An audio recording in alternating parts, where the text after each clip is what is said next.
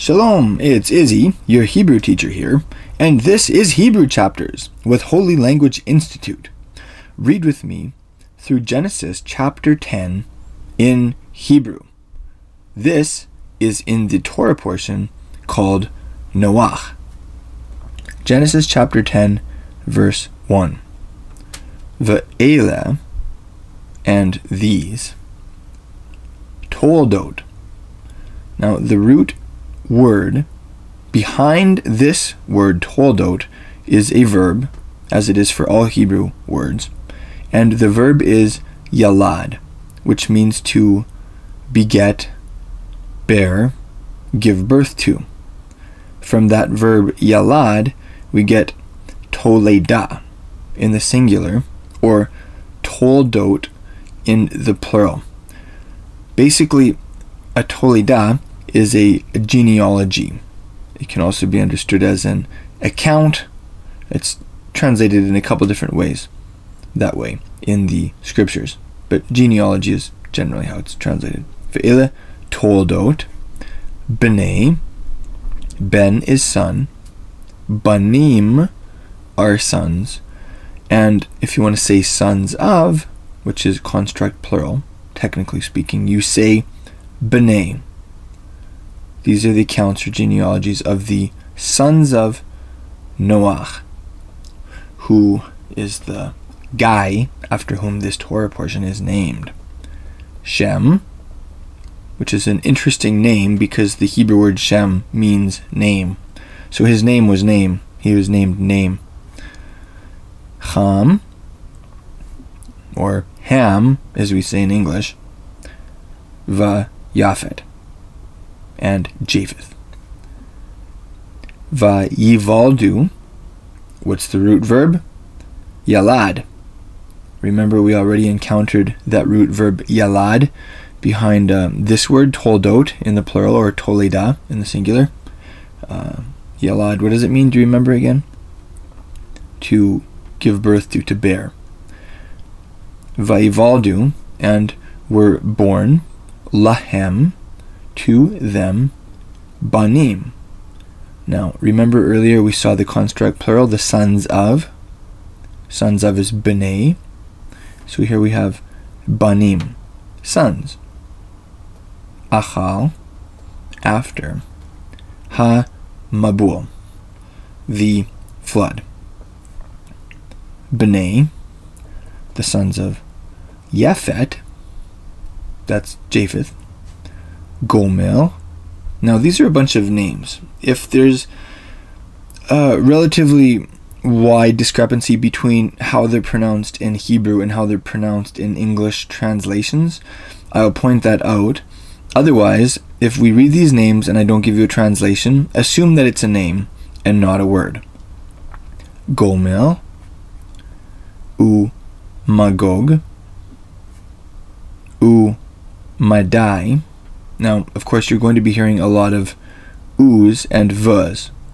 The Hebrew letter Vav, the sixth letter, is and in English. And sometimes it's a U, sometimes it's a V, depending on which letter follows it. So anyway, you'll be watching for that, and I assume you will be separating that out in your mind from the name. So when it says Magog, it's saying and Magog, who is famous from the Gog and Magog prophecy. Madai, and Madai. The Yavan, which is the Hebrew name for the country of Greece, by the way.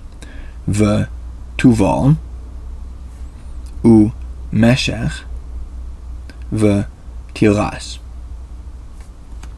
Uvnei, and the sons of Gomel, Ashkenaz, which came in later times to be the Hebrew word for Germany and the Germanic region. For instance, Jews from Germany are called Ashkenazi Jews. The Rifat, the Togarmah. Uvnei, and the sons of Yavan, Javan, Elisha, the Talshish. You probably recognize Tarshish. Kitim, V'dodanim. Now, im, as you know, on the end of word is masculine, plural, in contrast with feminine plural, which is ot. Earlier we saw, remember, toldot, there's the feminine plural, in accounts or genealogies, however you wish to render that.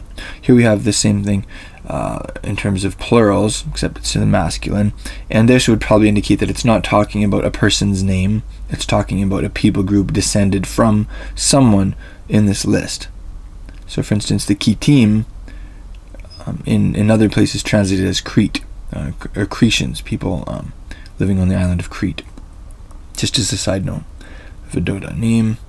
Me'ele, from these.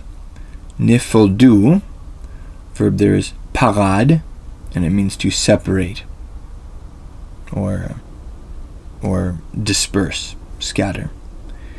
Ie, this is the construct plural, so the somethings of. The singular, as a standalone word, is e. E. And e, in Hebrew, is an island, or a coastland. It's interesting, actually, because in English, how do we say an island? An e-land. An e-land. So that's one way you can remember. There's a similarity in Hebrew and English here. E is an island. An e-land. So here we have ea. So the islands or coastlands of ha-goyim. A goy is a nation. Ha-goyim, the nations. In later Hebrew usage, the word goy and goyim came to be a reference specifically to, in the singular, a goy would be a reference to a non-Jew, Gentile, and goyim in the plural would be a reference to the Gentile nations that are not Israel. But this is way back when it was used in a slightly more, I think, neutral sense. Be'aretzotam, so eretz is land or country, so be'aretzotam, in their lands. Ish, a man.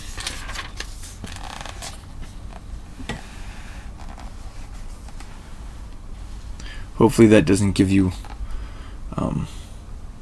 make you feel a little queasy when we just all of a sudden go flying over like that. So ish, a man. Lil shono. Now you have lashon right now. You have lashon in your mouth. Your lashon is your tongue. It also came to be the Hebrew word for language. So if you ever hear the phrase speaking in tongues, in Hebrew that basically just means speaking in languages. Tongues is a slightly idiomatic reference to language. So ish lil shono, each man to his tongue or each man to his language. You decide what the better translation is. Le mishpachotam, you have a mishpacha. Your mishpacha is your family. Le mishpachotam, to their families. Begoyehem, literally in their nations. How would we translate that? Probably something more like by their nations. Their goys. Uvnei, and the sons of Ham, Cush, U Mitzrayim. Now Mitzrayim is the Hebrew word for Egypt. So this is one most people know, even if they're not familiar to a high degree with Hebrew. U Fut, U Chanaan. You recognize Canaan here. Uvnei Cush, and the sons of Cush. Sva, Va Chavila. This is an interesting one because my dad told me that if I was born a girl, which clearly I wasn't, he wanted to name me Havilah. So I narrowly escaped being called this name. The Savta, the Rama, the Savtecha. Uvnei, and the sons of Rama, Shva, Udadan. Vehush, and Cush, Yalad. Now there's the straight verb form. He begat. Et Nimrod. Nimrod is another famous name. Interestingly enough, it's the verb behind this name is marad, which means to rebel. Nimrod essentially means let us rebel. Thanks for watching this trailer. To get this whole talk in audio or video format, go to holylanguage.com and subscribe. I'll see you there.